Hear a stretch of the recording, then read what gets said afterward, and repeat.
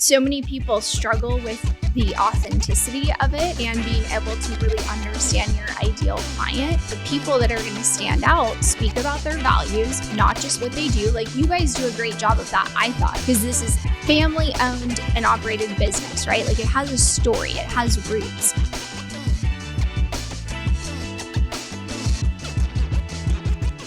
What's up, everybody? Welcome to the Born to Tint Podcast. Flying solo again today. We had Kate back on the podcast from Kate Sales Creator. We dove into content creation, touched on faith a bit. It's a great conversation. Check it out. A 3-day workshop, lifetime membership into the school. Okay. And then you have 90 days of follow-up, direct follow-up with me and Josh. How is the workshop here? Yep. And then how frequently do you do those? Goal is to have one every month. Every month. Okay. As of right now, we've ran 2 classes of Tint Lab, and we're also looking at the fact that until demand is met to where we have to run during the summer. Yeah. It would be harder for us to run during the summer because it's our busy time. Okay. So it's actually probably going to work out perfect to where our next goal is we're looking for a closer for that business, and I need a set or two at the same time. But the biggest thing is we need a closer right now. Josh is the one who's doing all the closing. But you could have someone remote, right? Yeah. We had someone remote, but she was out of New York, and unfortunately, I think we need, not to say a woman couldn't do it, but in our industry, I think it would be. I know a lot of good closers if they can be remote. Yeah. You don't need them to come in. Nope. Everything's ran through Go High. I have it completely ran through Go High. I would love to talk to anyone right now. I know Javi is looking. Javi's not looking for us, but like I know that connecting you with some folks. I know that he's constantly there. I mean, Ryan's constantly looking for all the business. Oh yeah, he's throwing out there. So we're looking. That's our biggest bottleneck right now in that business is the sales aspect. We need a closer. So it's going to be 10K. Mm-hmm. Yeah, I'll put some feelers out then, because how many leads will you be generating though? Because good closers, right? They want to have enough calls. Yeah, like from what Ryan told me, you want to get, or from what Javi, should I say, 20 to 30 calls a week. So as of right now, we're naturally having about at least 10 book just off our paid ads. Okay. And that's with the minimal ad spend, and with what the return we got off of our ad spend on the first ramp up of it, I would dump a lot more money into that. Because we're in a perfect spot, kind of like Ryan was with N19. There's no one in the space doing what we're doing. Yeah. Like, there's plenty of academies out there that do auto, teach you how to tint a car. Yes. But when it comes to teaching people for flat glass, there are classes out there like, hey, we'll teach you how to tint. Beyond just like the install stuff is like that to me is like I can take any person and teach them how to tint a flat piece of glass. Okay. Hard part is the sales process and the processes from lead intake to fulfillment to customer to cash out. You have to hit all those things, not perfectly, but you have to have systems in place to where if you're going to charge a premium, like you can't not. It's got to be smooth. Yeah. You're selling yourself. You're selling that's the value you're selling with it, and also you have to solve the problem. Yeah. A lot of tint shops just put film on windows because they know that film is safe for that window, but it's not going to actually solve that customer's need. So that's like, you'll get a customer like, I want ceramic tint on my house, because everyone knows ceramic tint, or at least a lot of people know ceramic tint for cars. Like that's the high end film for cars. Yeah. That's not necessarily the case for houses. Yeah. When you get to a house windows perform really well as is, because they have to be that efficient, because they have codes they have to follow for energy efficiency. So if you put a light ceramic film on your window, all you're doing is taking the money from the customer and not solving their problem. And you're making them think, you give them that false sense of security that, I solved your problem, when they didn't at all. Right. So we use tools and meters to actually identify what kind of window it is. And then which is important, because as you know, I told you, we tinted our house windows. I think I did years ago. They cracked. Like, I'm like, what the hell? Why are all of our windows? Remember that, Lila? In our new house? When Dad tinted the windows and then they started cracking. Oh, well, I remember it. That's automotive film going on a house window. I was so pissed. Oh yeah. Can you imagine a new build, and then we tinted all these? You know why we tinted them? Because the reflection from the window was burning the artificial turf. So we were like, okay, we got to tint them. So tinted them, and then had a whole nother problem. Yep. And so that's like another new product that just came out. We helped stand up a product within the manufacturer, because I went around to all my manufacturers and said, hey, we're having turf problems in Vegas. Mm-hmm. Everything's burning. Yes. I need a film that'll solve the problem. Everyone told me, like, we have this film. It should work. It wasn't designed for it, so we can't give a warranty for the turf. And I was like, I won't sell it to my customer that way. Like, that's just like, hey, this should work. Right. But it's $25 a square foot. Yeah. And like, I can't sell that. I was able to work with a manufacturer where they were actually willing to put their money, put their money where their mouth was, and backed it with an actual warranty with literature that backs that this film is for turf burn. To where good. They stood that program. Something I wouldn't have even thought about, right? Yeah, and it's like they captured a lot of my business because of that. And like my other manufacturers that I work with, and I was like, I told all you guys, like, come up with something. The difference is you got one manufacturer that is privately owned, and you have the other ones that are corporations. So they have to get it through all the legal departments. Right. They got to get everyone. Like SolarGuard's owned by Saint-Gobain. Saint-Gobain is 360 plus years old. It's a company that owns 11 different sister companies. Certainty, like the drywall in this building, is owned by Saint-Gobain. And it's also the film that we install. Okay. SolarGuard is owned by Saint-Gobain. It's a gigantic company. And they do great business, but it's a very big ship. And to turn it takes a while for them to commit to something because they want to do all the testing. They want to make sure everything lines up, which I completely understand. Yeah. The privately owned company, they're able to make the pivot and say, you know what, this film isn't necessarily, it was not intentionally designed for this, but we know that this is the film that's going to solve the problem. We're going to put the warranty behind it. They let us beta test it for about 6 months, and then they let the program run wild. And it was one of their best-selling films for that manufacturer for that particular line of film that they were selling. Wow. Yeah, we ended up winning an award for it's called Edge. It's 3 companies kind of in one: Autobahn, Edge, and Hooper Optic. The Edge line of film, we won an award at the dealer conference this year, which I didn't like. I went to at the last minute, and then all of a sudden, while we're at the dinner, like, so you didn't even know you were going to get an award? I don't know. Oh, that's no. It was. It was. It's like, and when I talked to my rep about it, and I was like, "You knew the whole time, didn't you?" Like, yeah, I did. He's like, "I was trying to like kind of talk you into coming." Yeah. I was very happy you came, and I was like, "Yeah." He's like, "You don't understand. Like that film crushed last year. Like, and that was." Like you helped push to get that out there, and I was like, I appreciate that. Like, so that's kind of a fun surprise. Yeah, it was a very nice surprise, you know. So how's the podcast going here? Ooh, look, we look so profesh. I would say good. I'm excited. No, it's going good. Wait, what's the hesitation? Wait, I would say good. I always doubt myself when I'm talking. Oh, still? Well, no, I would say, okay, if we're comparing how I sound now to compare, like if someone were to go back and listen to the first 12 episodes, night and day. Right. Night and day. It's just. You guys have come a long way. It's just, I guess, still one of those things that I don't think I'll ever not be, like, I'll be more comfortable, but it's still something where it might. How many episodes have we done now? Do you know? Dang, that's good. Time flies. We not to say bumping the problems, but where we were kind of like a little bit of bottlenecking is where we were ahead by like 4 or 5 episodes. And then all of a sudden it's like, we didn't get complacent, but kind of did. And then all of a sudden it's like, we need to find guests now. Right. But the cool thing is now we are actually naturally getting people reaching out like, hey, I want to be on the podcast. Yeah, good. So good. We have that natural flow happening. And then SEMA this past year, where I was able to work with one of our main manufacturers, SolarGuard, and they put us in the corner of their booth. And we were able to set up like a little bit of enclosure-ish area. And thankfully we brought all of our mics, our cameras, and like we were able to cancel the background noise out enough to where it's good. Like, you knew that we were on the SEMA floor, but we were able to do a podcast, and everyone that we wanted to do podcasts with from our industry, we weren't trying to draw them away from the strip because we're about 25 minutes away from the convention center. Yeah. And if you just flew into Vegas for SEMA, like, dude, I came to Vegas for SEMA. So we probably could have filled the spots, but I didn't want to draw everyone here. Yeah. So we were able to set up down there, and we did a mobile podcast. We were able to get 16 episodes in 3 days. Yeah. It was a lot. That's a lot. Oh, yeah.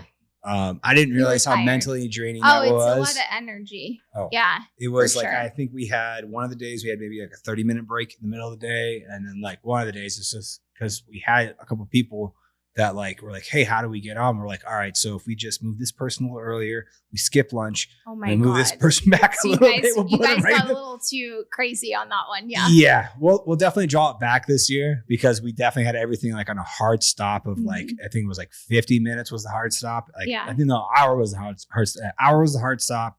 And there are plenty of those conversations that I did want to take further, but it's just like, no, we have to stop because we like the other person's literally standing right there. So don't you have another podcast today too? I thought I saw at one. Okay. So what do you want to cover on this one? Okay. That makes sense. Yeah. Well, that was pretty much where I was going. I wanted to see how you were doing. I know that you had stepped into a different, let's see. I kind of just went out on my own. Yeah. Yeah. Pretty much. So Wealthy Creator and Pineda everything kind of changed, right? Like as it always does. Like that's what I've come to find out now. The more and more I've gotten to know Ryan, the more and more I've worked with him, and it's been very helpful for me to also realize like you have to be on top of your toes and be ready to pivot and move. Like yes, you want to come up with things like not say concrete, but like you want to have a vision for something, but at the same time you have to be flexible. Yes. And that's in the great thing about working with him is, that's 100% what he does. And there was still opportunity for me to remain in the company, but just not doing what I love. And so then for me, that was just a sign to, okay, time to go do my own thing now. So, but I'm very grateful for everything, that I learned just working with him. Obviously, he's very good at many things. But mainly, I feel like he's just like a marketing wizard, because so many people struggle with the authenticity of it and being able to really understand your ideal client. And he does that exceptionally well, in my opinion. Oh, it's a couple of things that we've worked on to where like, even when it came to like doing the relaunch of the academy and the educational thing, like, we were looking to switch the name and like I kind of threw a couple ideas at him, threw a couple of like logo designs and stuff. And then I believe it was on a Saturday too. And then me and him were texting, I think within about an hour and a half or 2 hours, we had the name completely lined up and a logo completely designed where he started sending me things. And it's like, even for like the VSL, we finished one of our meetings. And by the time I got to my car, he had sent me an entire like layout and script. He's like, this is exactly what I would do. And it's like, fast. This took me 15 minutes on ChatGPT. I'm like, okay. No, he's very good. Like his brain just goes, right? So it's been exciting. Just making that transition. And I mean, I'm learning a lot too, right? When you're on your own completely, like obviously like different than when you're working for someone. So it's been good. It's been exciting, but a lot of learning. Like you think, I'm sure you experience this too. Like you think you're like, oh, I'm at this certain level. And then it's like, oh, there's so much more to learn. So you're just constantly like getting new mentors, new coaches, and it just never stops. So. Yeah, no, every time I've reached a point where I think I've had an understanding, even where I feel like I've learned my lesson too. Even like when we first set up our Go High to begin with, when we first went on doing the one-on-one with Ryan, it's like after I had my initial setup on and then eventually got to the point where I went through like the setup, how I set it up. And he looked at it, he's like, no.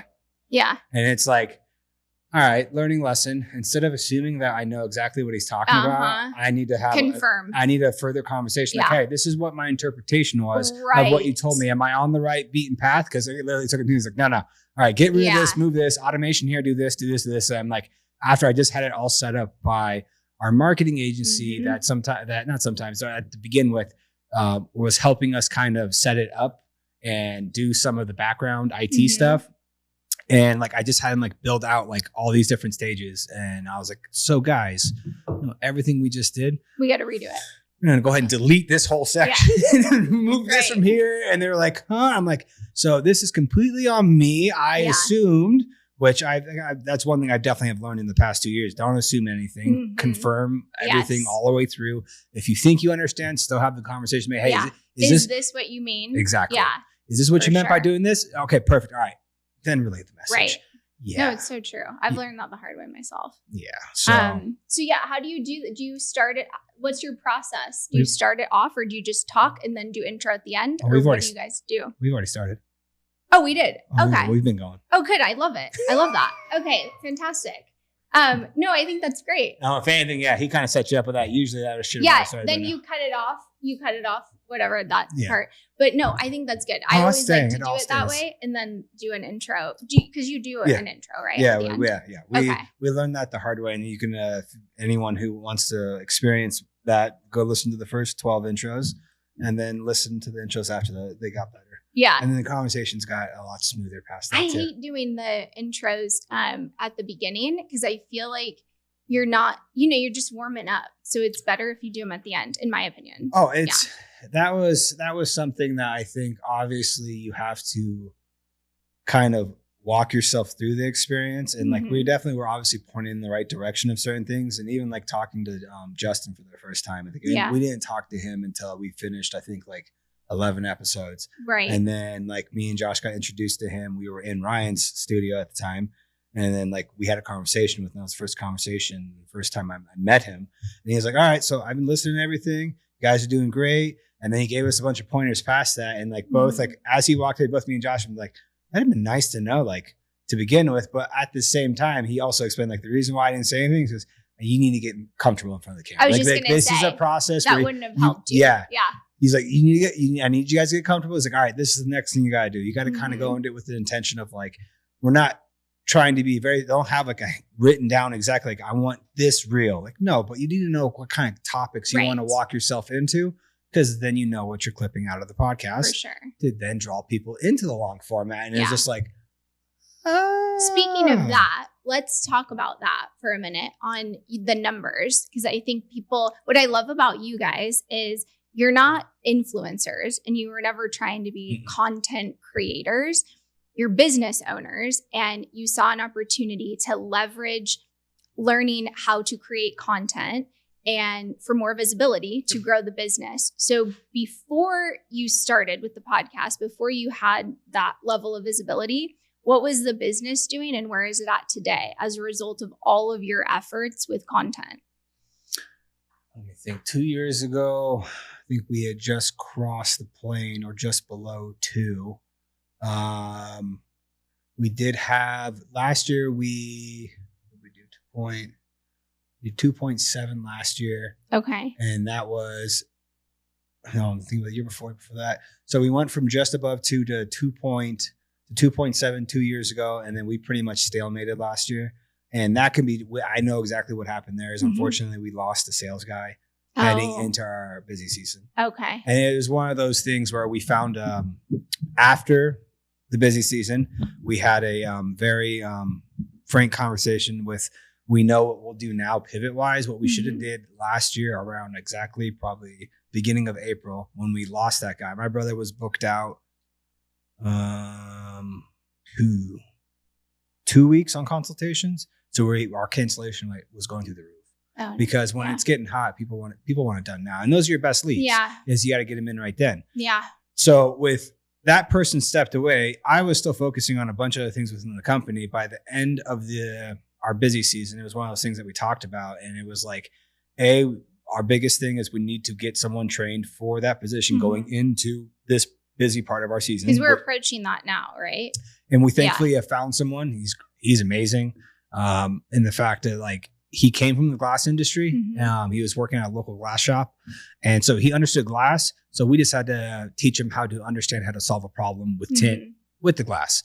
And he stays exactly to what we tell him when it comes to pricing, objections and all that. And he is closing at a 40% clip. Like exactly where he wanted to be in the price range that we want him to be.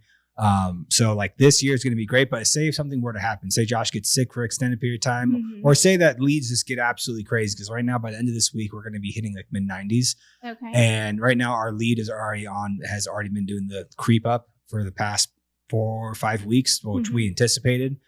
If all of a sudden it gets to the point, if those two ever get booked out more than I'm going to say a week, possibly week and a couple days, if that ever happens with either one of them, I unfortunately have to be the utility knife because it's like we need the half because at the end of last busy season, that was like, all right, what could we have done to maybe not had to, because we turned down our ad spend last year because there was too much. You couldn't fulfill. Yeah, it was just an overflow, and it's like, why are we spending money for this? So we drew back the money to where now we know, because like I've told Ryan this, and most people know, like I can do sales. I don't like sales. Why don't you like it?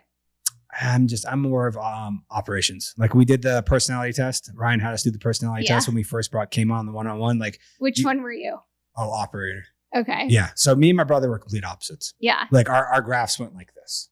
Which is good because you balance each other out. Yeah. But so it's like I'm like where I was when we were explaining our chart of like whose responsibility was what at that point. It's like Josh was lead sales. It's like, all right, he's exactly where he needs to be. Yeah.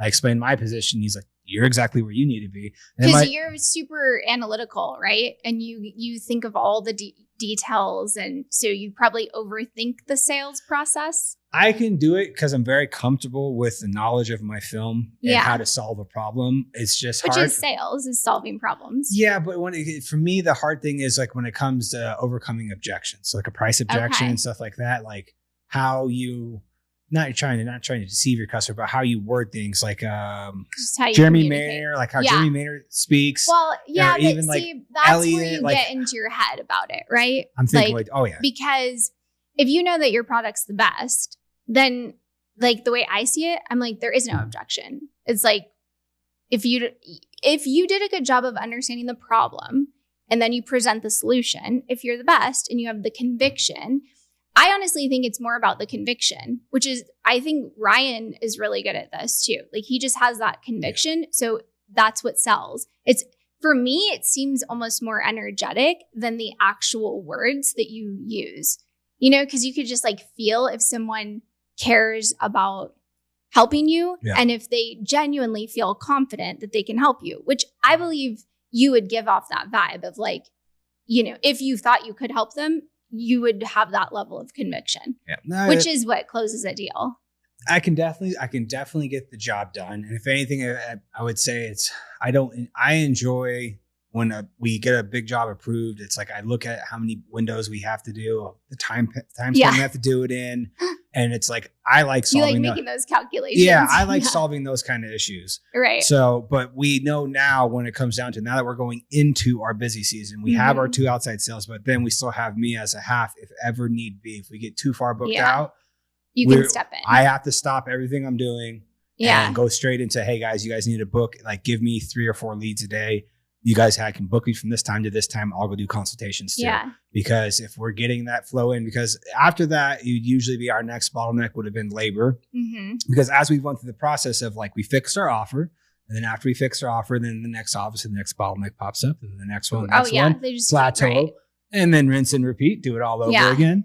Like labor is not so much a bottleneck anymore for the sole fact, I have a solid crew, but also what my big learning lesson last year is how to use subcontractors. Mm. And then my real big lesson was at the end of last year, we got an audit from Workman's Comp, and I know how to use them. And not to say that we were using them in a way to escape taxes in any way possible. It's just like, there are certain things that you need to do just because they want to see all the damn paperwork, like each person's got to be invoiced out, and then it's got to be overflow work. And it's like, yes, it's overflow work. I'm not trying to hire someone on for 4 months and then fire them because we're seasonal. Like the only reason why I brought this person in is because I'm booked out 4 weeks. And I'm trying to get my customer's job done now. Right. And I don't want to be beholden to keep someone on my staff because I know what's going to happen. Wintertime comes, it slows down. Yes. And I do not like bringing people on to fire them. That's not how I like operating my business. No. So that's not a good way to set up that relationship, right? Yep. And so it was setting up the subcontracting relationships and actually knowing what the price that we do have gives us the capability to have a good touching point with the network we have within our industry. Yeah. I have like a list in which I got approached at our last competition in January where everyone's like, I would tell them like how we're using our subcontractors. Like, well, how do I get on the list? I'm like, you're on it. Like, so I have probably at least off the top of my head, 6 to 7 different people, either in California, Arizona, or Texas, to where if all of a sudden we have a huge influx, I'm going to run down that list. I'm going to give them a call. Hey, you want to come out here for 4 or 5 days? I can guarantee you this many square feet. I'm going to pay you X amount of square foot, in which from what I'm finding out, it's about double what most people pay. Yeah. But that's the reason why we've built our value the way we have, is so our price point is at a point to where if I have to get someone says, hey, I need this done 3 days from now, I guarantee you I will find an installer, and not just find some random installer. I'm going to find someone who is a high quality installer. Yeah. I'm going to entice them with enough money to where it's like, hold on, I get to go to Vegas. And how much are you going to pay me? Yeah. And I think that's the thing about your industry, especially, is finding good quality people. Because I mean, let's just call it what it is. Like, they're in this particular industry, they're not usually as reliable. So is from what I've seen. No. But go ahead. So I think that is, I could almost see down the road a business or an offer of some kind where you're really helping people be business owners, because it's about how you communicate, what you value, your integrity, like the basic foundational things that would make you good in business. But again, to be honest, it's a tough, the industry has a bad reputation. That is 100% why we went after the educational side, and now with the Tint Lab offer, that's exactly what we're pitching. And beyond that, the other added benefit to that, in which we are talking right now about adding, not necessarily like a lower tier offer, but like just if someone just wants to learn how to be an installer, and it's like, hey, dude, I don't want to run a business, but I want to be an installer, but I also want to be connected to a network of businesses that are in that same mindset to where it's like, hey, dude, I'll travel the whole country. I don't care. If you're going to pay me, $3 or $4 a square foot, like tell me when and where. And then are you going to pay me on time? And can I count on you, right? As the business owner? And then how do I continue to get jobs by me being the best I can be as far as how I show up, the quality and being on time and all these things, right? Because that if you can do, the great thing is if you're in an industry that struggles with that, hey, then it's not hard for you to stand out if you're good, right? Well, let's see, that's the biggest thing. That is what literally, like I said, literally what we're selling with Tint Lab is we have our process set up on school to where it has a slide deck of exactly how we make or how we pitch our sales, how we do our lead intake, to where even from how I install, and also with the intention of how I set up my install. When I'm in someone's house, pad goes out, nice and neat, right? Microfibers, nice and neat in the ledge. Those little details, that is where you get your value, and then that allows you to charge the $18 to $25 a square foot. To where then, if you are like, dude, I have too much work. When you're charging that much, you can then reach out to other installers, high quality installers that will come to you if you're going to pay them $3 or $4 a square foot. I know of some of the bigger companies in the country that want to make well over $60 million a year, and they do huge commercial work throughout the entire country. That they're paying their subs $1.50 a square foot, but they're also saying, here's 20,000 square feet at once. So you have the volume. You have the volume, but it's kind of one of those things where it's like, hey, I'll give you double, but you're going to be doing residential work, and I can guarantee you this many square feet in a week. So it's like, hold on, I can make almost as much as I'm making over there. I'm doing about a quarter of the installation. And then we do get lucky that we live in Vegas. We're in a destination, town where people are like, you did a Vegas trip out of this too, kind of. So they'll come out. They'll come out. So tell me, as far as going back to content, for guys that do window tint, right? Or lots of different window tint and some other things, but because I think some people would have this idea, especially other business owners like you, where I don't need to do that. Like, I'm running my business. Like, I don't need to mess with all that social media nonsense, right? Okay, be honest. Did you used to think like that? That's my first question. And then 2, what would you say to someone that has that mindset? First question, maybe to a point. I did see its place, but for me, it was setting it up to where we can be consistent. And the podcast definitely helped with that. And then as soon as we transferred everything here, I then transferred him in from being my graphics and ClearBraw installer to he went full time with videographer, editing, all that. So he like our social media. It all. He does it all. That was beginning of last year. I was like, you're not installing no more. And he did a couple graphics things here and there where hey, can you design this for me real quick? And then I finally understood how to use Fiverr correctly. So I don't need designer anymore because I send that off to Bangladesh. Right. Yeah. I wake up the next morning, it's done. It's great. What I would say to them now, because there's already, I wouldn't say like a heated debate, but there is a big back and forth, like in our Facebook groups and stuff, where some people will say like, you don't need to do paid content. You just need to do organic. You need reviews. My big thing is if you're not doing both, you're going to get left in the dust. I agree with that. You do not rely solely. And this is where like, I think it might get twisted where the people like, you're saying you have to have paid ads. No, paid ads, you eventually are going to hit a wall.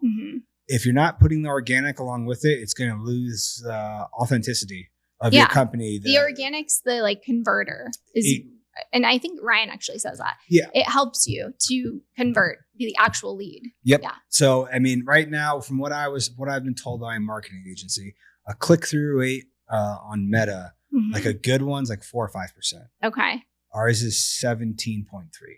Wow. And that's directly, I'm assuming directly correlates with the fact of how much organic content we put out. We are putting out at least 2 new pieces every day, reposting 3 more pieces from the old catalog now that they changed the algorithm. So we're at least at about 5 to 7 pieces of content a day just for Green Valley. Yeah. And then we have at least 1 piece coming out. We just started putting even more content out on Tint Lab. Because that was one thing, like our leads from Tint Lab. I need to make sure I'm following that account. I don't know if I Tint am. Lab? Yeah. I'll send it to you. Okay. That is something where it's like, we are like, I'm not putting the brakes on it. We're still paying for our ads. We're still getting leads. Josh is still calling them. But it's just, like I said, with one of those things, our biggest issue with that company right now is just, I just need a closer. Yeah. And if I have a closer, I can then turn up my organic. I can then turn up my paid part. Like I'm going to a convention later this month. Literally, we're sponsoring it as Tint Lab. Okay. It is a tint convention. And I've put ourselves in our industry as the people that like we know flat glass. Yeah. And it's not just tint, it's the business side. Yeah. It's like you said, because you were 100% right when you said like our industry has a certain look and feel to it. They do. It 100% does, without a doubt. That's why you can really separate yourself from everyone else if you just take a few steps. A1 is content. Put yourself out there. And we just had a guy recently on where he's like, I don't want to be in front of the camera. I was like, that's fine. Yeah. Just show your work. Be the voice. Let them hear your voice. And for him, it was more of just kind of like, I don't want to just, I guess it's not my spot to say. It's just he doesn't, when it comes to, I guess, his backstory and stuff like that, he's just not trying to get in front of a camera, which is like, all right, I completely understand that. I was like, but you can still tell a story of your business in an organic way to really know what's coming.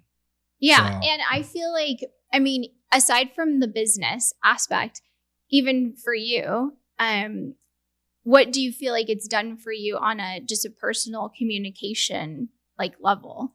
You stepping into being seen like this and talking and, going through those moments where you feel like uncomfortable and working through it.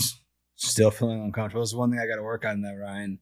It's brought to my attention. He's 100% right. Is I need to start doing more, just me without the use of him at all. Yes. And it's my big thing I keep wrapping it into. And it is making an excuse. It's like, all right, I get in the morning and it's like, I then try to do it and I get pulled in about 10 different directions. And it's like, all right, you need to take a day, sit down and record them.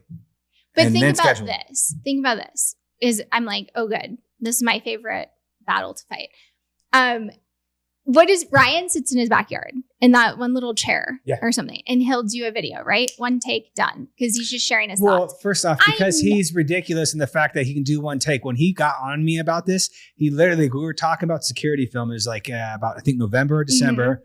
And we brought up a website where it showed break-ins and stuff. And he's like, all right, this is what you got to do. He's like, he looked at it. He's like, all right, here, give me your phone. Yeah. Grabbed my phone, sat there for a second. And then did a video. And did a 45-second video. Yeah. One take. And it was like, can I repost this? Can I just post this? Because like you literally just sold me on security film. And like you know as much about my industry as what we've told you in like the past, like, obviously a year more. He's learned more and more about it. But I'm like, but it also came with a caveat though, is like how he started his social media. It's like he was doing the TikToks and then he was kind of getting in front of the phone and he's like, that's where I got comfortable. Exactly. And then I poured all the fuel on the fire when he really went after, was it 2020 or 2018? It was 2018. 2020. When he really went after it. I think it was 2020. 2020 is when he really started going after social media. And by that time, he already had so many videos kind of underneath his belt where if you're not taking the rep, you're not going to get better. No, and it's you true. Keep and doing so it you just have to like, you're probably overthinking it. Oh, yeah. Because he also, if you look, all of his videos are not perfect. He'll mess up and still post it. Like, you know, even if he stumbles on his words. But he's like, very he'll still good post getting it. out of it, though. That's my problem. Yeah, as soon as I stumble, he wasn't always. I know. So I mean, like, come on. Like, it takes 30 seconds to make a video. And you know that. Oh, like, guess how many takes it took me to remake that video he sent me. And it's not like I wasn't trying to go word for word. I was trying to hit the same. How many takes? 167. Stop right now. No, I was you here didn't. for 2 hours. No, you didn't. After that meeting, I came back here. I sat at this table. I watched the video. That's not allowed. Oh, yeah. But after that, it's like I will. My problem is like while I'm out and running in the morning and like I'm clearing my head, like all of a sudden, all of it will be coming to me. I'm like, all right, I'm good. And you should literally film when you're running, because I know other runners. I need to bring the mic with me. They do that, and they get their best ideas when they're running. It like clears the head or something. I don't know. I don't run, but it's 100%. No, short form is important. My stories are on point. Okay, you're doing the last time we sat down, it was also like I usually am posting at least 2 or 3 stories every single day. Hey, progress. So I'm doing that, and I am throwing the videos in there. I need to do more of them. I'm not disagreeing. You've come a long way. So, but to get to that level, it is just putting in the reps and being like more concise, right, with your messages. But anyway, but that's it. Baby steps. Yeah. But you do have the time. No, I do. Because you have the time to do it imperfectly. Oh, that's 100%. For sure. 100%. Unfortunately, that's the operator side of me. You want it to look right. I'm too perfect. Yeah. I'm not saying I am too perfect. There's the clip for you. I'm too perfect. No. Nope. I'll kill you. Oh my God. No, but we gotta get you guys over 10K. I try to be You're so close. Did you notice that? Yeah, we're so close. How many away are we from 10K followers? 200? Oh my gosh, that is awesome. I'm looking at my personal. I'm thinking about 150 away from 2,000. Like, that's great. Yeah. But that's really, right now with short form, one thing that I'm really noticing and seeing the shift in, because you were talking about paid and organic, like your organic cannot be talking at the ideal client, right? It can't be, hey, are you struggling with X, Y, Z, right? Yeah. People are so over that. But if natural. you speak to them where they feel seen, like almost like where you're speaking to them indirectly, then they'll watch you. So what I've been noticing, like even with what I do, I help people show up online. But you can't talk about helping people show up online with personal brand content creation. Nobody cares. That's everywhere, right? Yep. What's the reason why they don't do it is because fear of judgment, criticism, right? Not looking smart, let's say. So I talk about, I just reposition it to speak about that judgment. For instance, I don't know if you've seen any of my recent reels, but like some of the things I've been doing is when someone says to you like, oh, why are you so dressed up? It's like, that's a judgment. It's not directly related to content, but it's the same root problem that the person has with not showing up and being visible every day is fear of judgment. So that's like an indirect way of building an audience around the thing that you solve, which is for me being seen, without saying, hey, you want to create content? You want to have a personal brand, right? Because people are over it. Everyone's so the same thing for you. It's like, whoever, I guess you have 2 different ideal clients. You have the education side, right? And then you've got the consumer of the product. So yeah, it would be a little bit different, but instead of doing it the way everyone else is doing it, then you go from a different angle, right? To where they can actually hear you and feel seen instead of you talking at them. Yep. That's a big problem that I see now with organic. Oh, 100%. That's where I've seen Hermosi talk about it. Where Hermosi just recently came out and said like he used to have 2 different departments in his marketing. He'd have his paid ad, his paid side, and his organic side. Yeah. He's now combined them together because now what they're seeing is just the videos that if you're just naturally trying to solve someone's problem or appeal to your customer, when that video pops, there's your paid ad. Right. Because they want to see a video, like it'll do better in paid ads if it seems like it's a natural video and not, hey, are you looking to get this stuff? Yes. Like, people are over it. Yeah, that just looks addy, and people are like, yeah. Like, nope, what's in it for me? Like, it feels very selfish of like, oh, you're just trying to take from me. And that's what people are so sick of right now, because everyone, like, the difference, I guess, now versus when Ryan started is like, now everyone's like, yep, I got to create content, right? So then it's just in your face everywhere. The people that are going to stand out speak about their values, not just what they do. Like, you guys do a great job of that, I thought, because this is family owned and operated business, right? Like, it has a story, it has roots, you know, going back to your dad and like all this, that makes this more interesting to me than just any other tint company, right? Mm-hmm. If I resonate with those values, that's how you stand out, which I love that. That's what stood out to me about you guys. I appreciate that. No, it's not, I definitely get that from also Ryan too. Like, when we first started working with Ryan, like, his content has definitely evolved in the fact that his content to begin with, I knew he was or had a faith background, but like, not really. I'm not saying he goes out of his way. By the way, do you guys go to our church now? Do you? Yeah. I saw Josh there.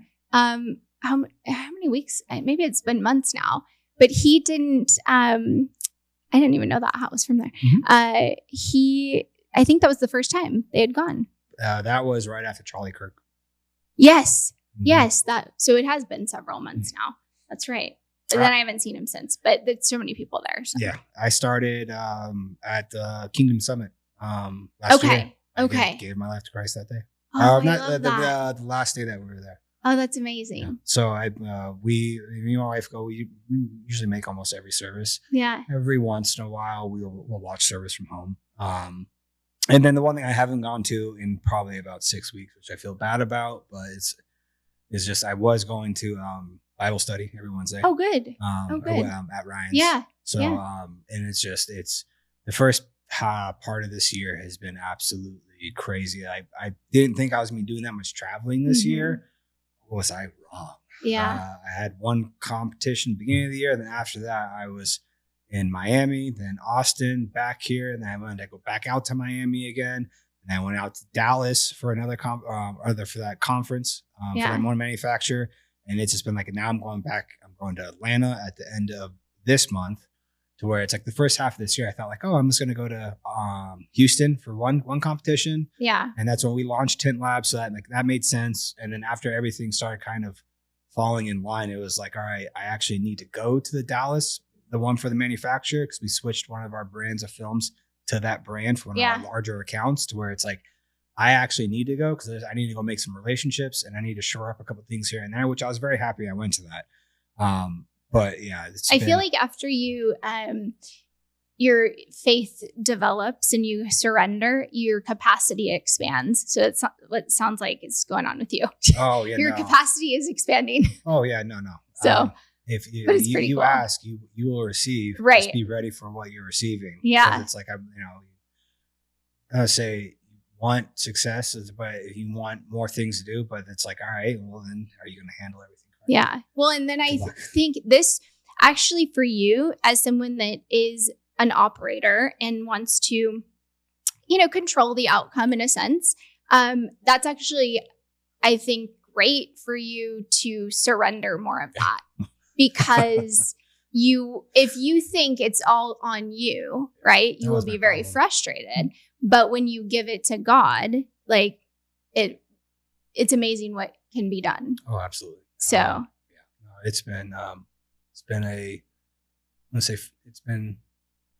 I definitely felt like there was something missing. Mm-hmm. I had a hole. And at the end of the Kingdom Summit, and then at the end of last year too, I went through some personal stuff. Yeah. And I'd say my world crumbled in on me, but at the same time, it's kept me standing. And then also it's like with all that crumbling in, and then thankfully I have an amazing wife that is still by my side. With this new season in my life, it's like, all right, well, yeah, you screwed up. I tried thinking that it's me trying to control everything. Right. And I had to let that go. And it's like, all right, now let's say like, oh, I let that go and everything is just now taken care of. No, but it's like, you want the opportunities to solve the issues that you then crave for yourself. You're now reaping the harvest of the seed you sowed for the past 2 years of your life. Right. This doesn't mean it's going to be easy. It's going to be hard as hell. Yep. And the opportunities are going to be presented to you, and how are you going to handle those opportunities? And to where it's been that as much of at the end of last year was one of the hardest times of my life. The beginning of this year, still having hard times, but it's like, all right, I can see what is being presented to me. And it's like, all right, am I going to stay on the path, keep surrendered, and keep going forward faithfully? Is that you guys lost a loved one, right? That was no. So that was no. Is that what I heard or no? Yes, a little so girl. That was no? That was my cousin's daughter. Yeah, I couldn't believe that story. My cousin's one of the reasons, like, and everything, like, from the end of June of last year, where I did, like, and I had plenty of, like, you can say coincidence or signs put in my faith to where, like, beyond that happening, there was some other stuff that I haven't spoken out about, but it was like coincidence after coincidence and signs put in front of my face. One of the ones was technically even Cap Chatfield was speaking on stage, something that he said where it's like, I felt like he was talking directly to me. And I still haven't reached, I still want to send him a message and kind of reach out personally to him, because I've even had to. Wait, tell me right now, what was the moment? What did he say? I'll tell you after the fact. I'm not ready. Okay. I'll say financial. I made some, but that's pretty amazing. Whatever he said spoke to you. Put it this way, I made some very stupid financial decisions. Yeah. That didn't crush me necessarily, but put me in a very bad spot. Put my family in a bad spot, and it was purely on me. And something he said was pretty much directly calling that out. Yeah. And if anything, that's what drove me to actually kind of give myself to Christ at the end of that. And it's like I was playing that halfway in, halfway out. Yeah. And, you know, how everything came to fruition at the end. It's kind of like one of those things like, well, you kind of like, I gave you your opportunity over and over again, and you decided that you wanted to do it your way. Like, right. This is what you get to reap from that. So, but a lot of men, you know, I think this is actually interesting for you to speak about in some way. You don't have to share all the details, but like, I know a lot of men, especially businessmen, have a lot of shame around some financial decisions they make. And it can get so bad, that shame, where they lose everything, you know, and sometimes even like suicide, right? Like that's just the reality of it. But I'm sure you, like, coming to Christ in that journey, like, taught you a lot about how that isn't, those decisions you made, maybe they weren't good, but that doesn't define who you are as a person. And so many men have this definition of who they are based on their financial success.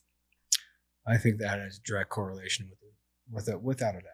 Like, and it's even a thing, the detriment to my wife. Like I said, my wife's a saint. You know, with her, not saying that she was, her sticking by my side and being there for me is like one of those things where it's believing in you, seeing the best beyond in that. you. And the hardest part for me is like, why wasn't I thinking that way like 2 years within any part of the previous 2 years? Yeah. Like, well, maybe you just had to go through the fire to realize it. I don't know. Yeah. Right. That's the unfortunate part. But yeah, you know, and unfortunately she's the one who suffers. My son technically the one who suffers along with it too. And it's something I'm still coming to I say confront, because I have confronted it, and it's definitely has changed me for obviously the better. Yeah. But it's still the same thing. I am reaping what I what I sowed. I'm reaping that harvest right now. And yeah, it's tough, but at the same time, I know that I still have my health, still have my wife, still have my son. And I always think when really tough times happen like that, like maybe you're just being, maybe you had to go through that to be prepared, because who knows, maybe all these guys going through the academy, maybe some of them are going to experience, I don't know, whatever you went through, and you're going to be able to like help them. You know, I don't know, but I'd like to believe that that's why God puts us through those situations. Well, like even going through stuff from like June on with everything that drove me to the path. Like, and the biggest thing is like, hey, you know what? The one thing I'll take from it led me to Christ.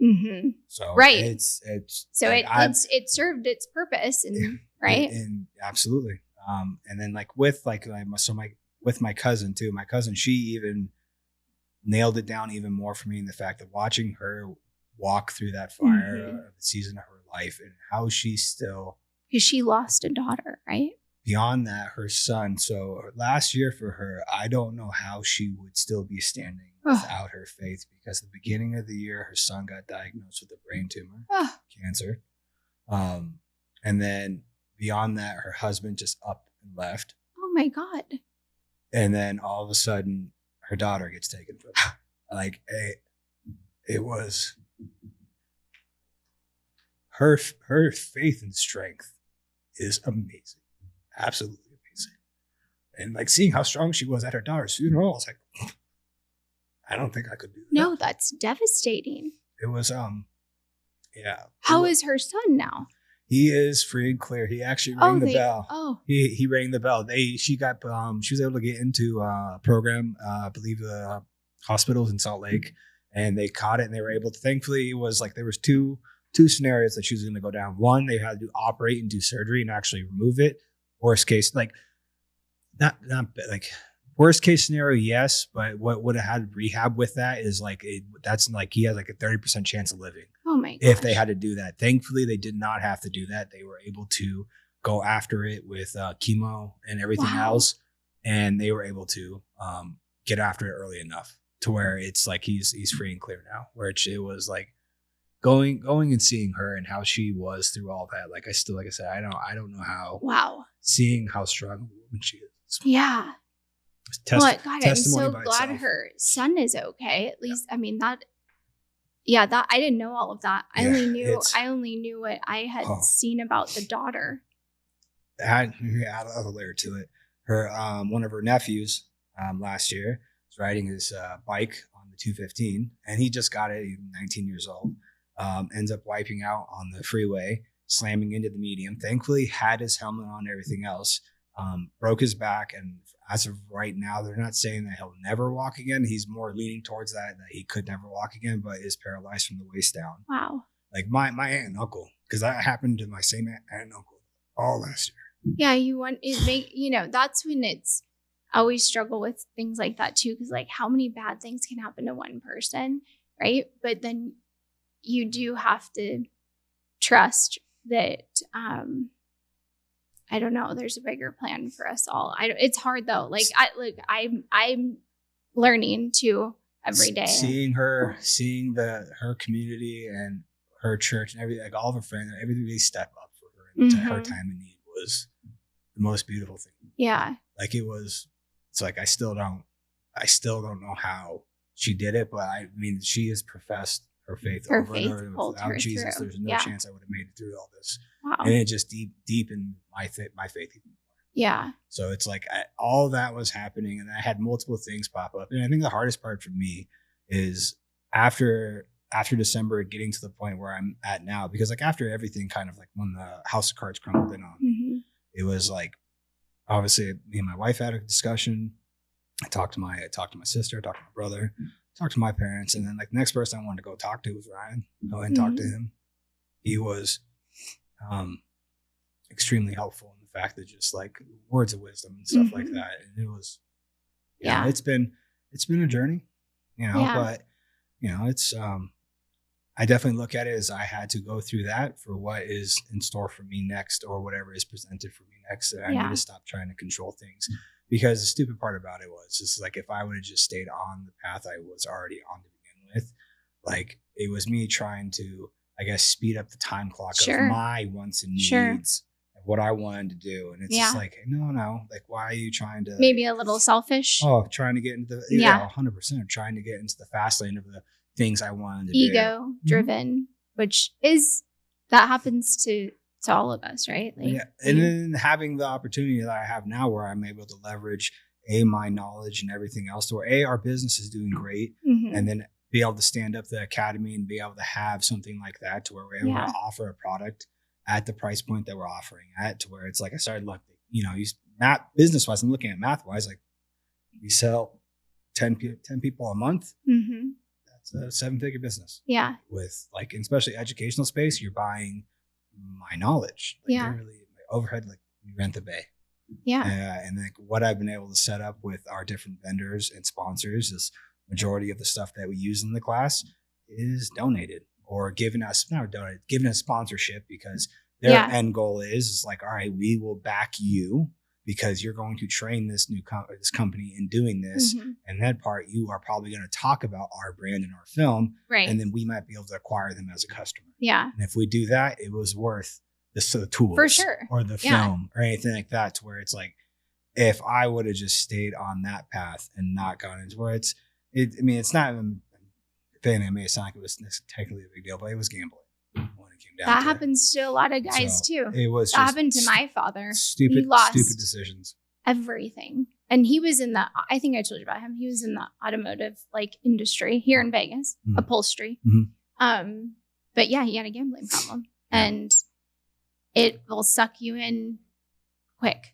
Right. Oh, yeah. Mm-hmm. And I know there, especially here in Vegas, lots of men are struggling, and you don't know. And see, that's the part that I beat myself up more about, is I know that.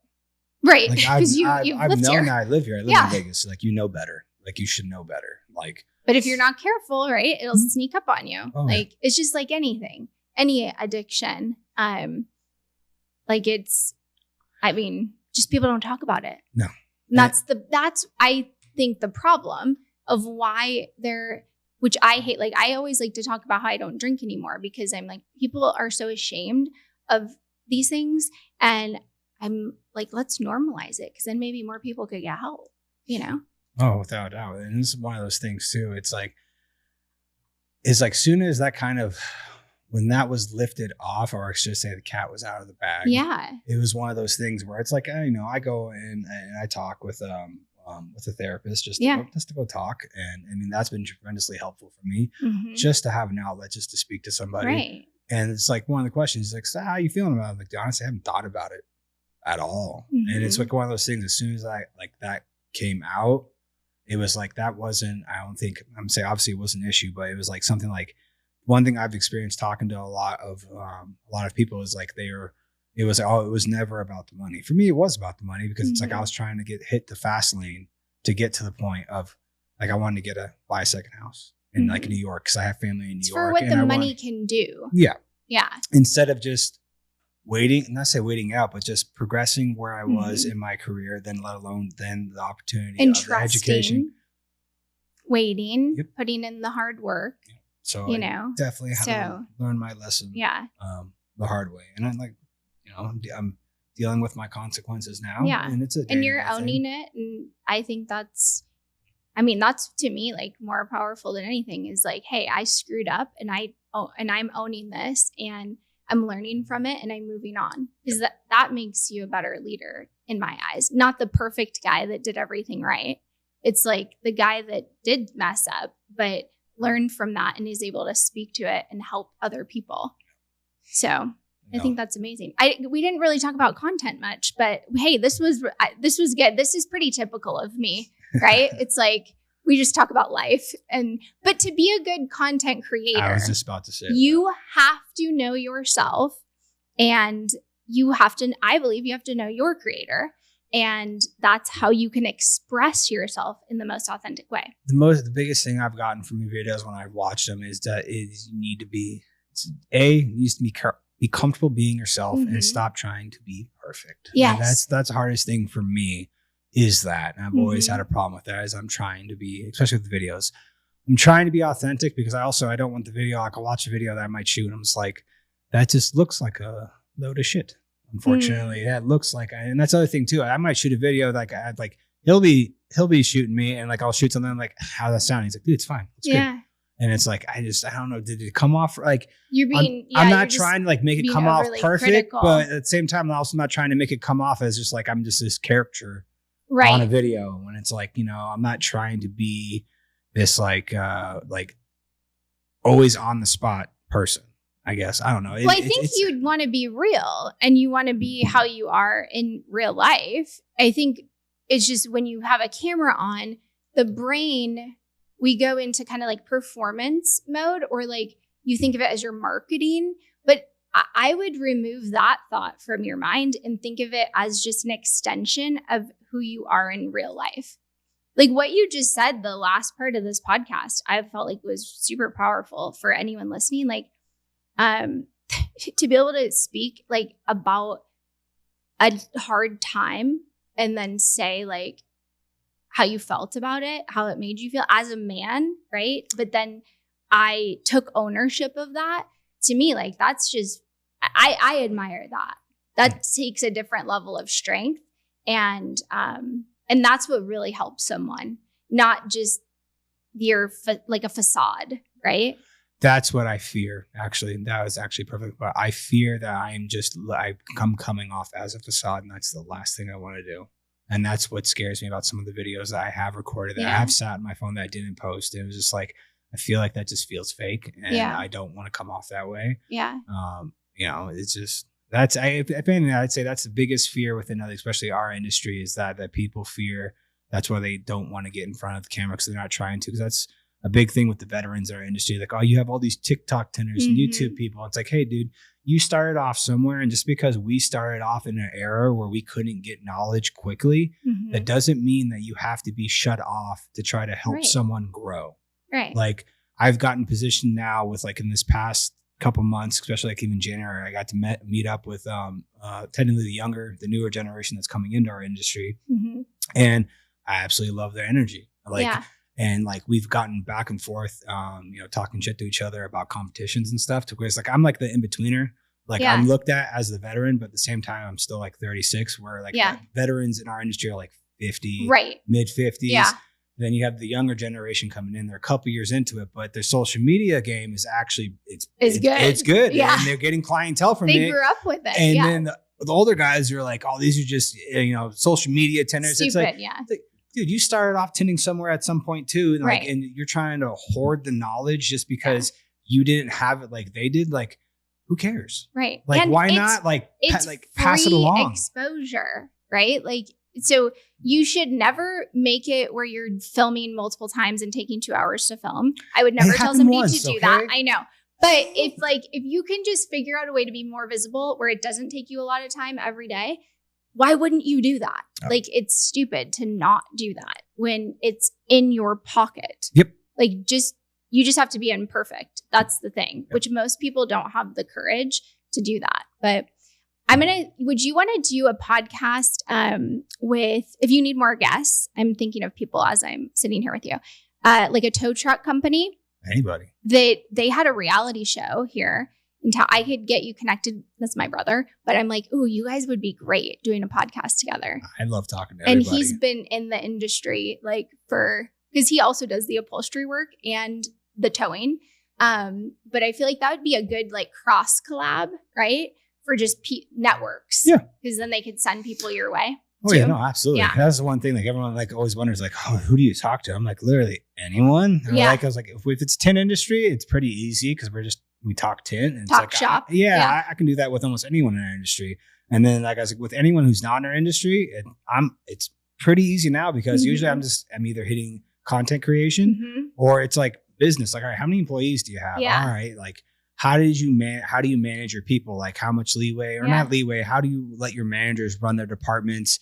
And like, how do you deal with someone who is constantly doing one thing they're not supposed to, breaking their SOPs? Like, and it's like, do you have SOPs? Like, and it's like any of that. Like, how do you structure your company? I want to see one episode on, this is my request, if you do one with my brother, on being in an industry that is maybe not as professional or reliable all the time, right? With like cars and window tint, or like, how do you set yourself apart from the rest? Because you have to have, from an outsider looking in, you have to not just be good at what you do, because there's a lot of like installers that might be good at what they do, right?